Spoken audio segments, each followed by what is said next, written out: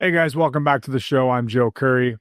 Now, let me guess, you've heard your business might be worth a multiple of earnings, but no one's ever really broke down what that means for you. Or maybe you've seen terms like EBITDA or SDE thrown around and you're wondering which actually applies to your business. If you're like most owners I talk to, you're running a successful service-based firm, but 80 to 90% of your net worth is tied up in your business. You're nearing retirement and you're asking the $1 million question, what is my business actually worth? And maybe how do I increase that value? So let's start by breaking down two common metrics used in business valuation, EBITDA and SDE. So EBITDA stands for earnings before interest, taxes, depreciation, and amortization. It's often used for larger companies, typically with management teams in place. So, think probably $5 million or north of $5 million in revenue. So SDE is seller's discretionary earnings. So this adds back the owner's salary, maybe some personal perks like a company vehicle, maybe some one-time expenses, for example. It adds it back into the EBITDA calculation and is meant to reflect the total financial benefit to the owner of the business. So another term for that in the financial planning world is EBOC, or earnings before owner's compensation. Now, when you're thinking about, okay, well, which one applies to me? It's really going to be based on that revenue number. So if your business is closely held, owner operated, and has revenues less than $5 million a year, SDD is likely the metric that's going to matter most to you. Okay, so you know what SDD is now.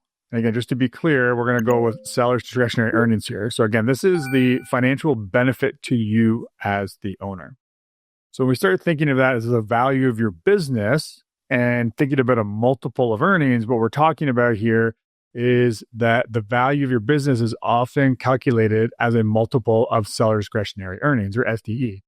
So for example, if your SDD is $500,000, so you as the owner, between your salary, bonus, and profits is $500,000, and your business could sell for 3 times multiple, or a 3 times multiple, that would give your business a $1.5 million valuation. So your $500,000 of SDE times your multiple of 3.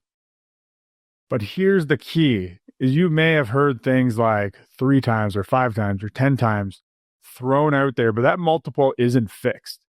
It's influenced by how transferable, scalable, and de-risked your business is, right? So there's a lot of different factors that go into determining if you're just going to get one time your seller discretionary earnings, or if you might get 15 times, right? So this is where what we like to refer to as the value builder, where it comes in. And that's a system that we use to help you figure out, how do we increase the multiple that you can receive for selling your business. Really, it comes down to 8 key drivers of value. So the financial performance of your company and how well everything is tracked and documented, the growth potential of your business, which is going to look at trends and your history of growth, and is that growth picking up? For example, your customer satisfaction. So are you getting good feedback, good reviews from your current customers?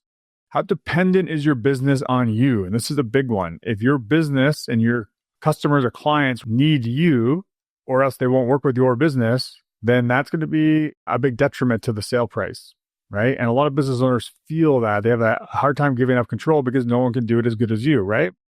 Do you have recurring revenue, or is everything one-time revenue? Is there something that differentiates you in your industry from your competitors?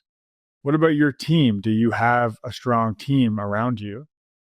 And then there's other things like, how flexible are you on the deal structure when it comes to actually selling? Are you willing to stay on and help?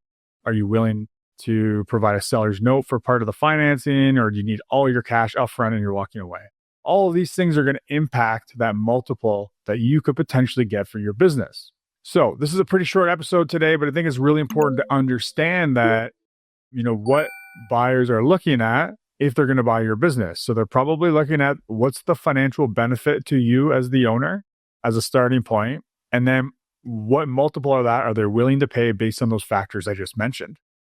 So if you want to know where your biggest opportunity is to increase your multiple, email us at info@retirementplanningsimplified.ca.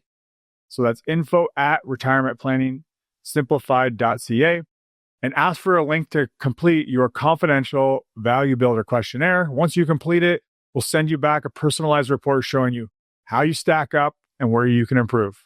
Thanks for joining us today, guys. We'll see you next week.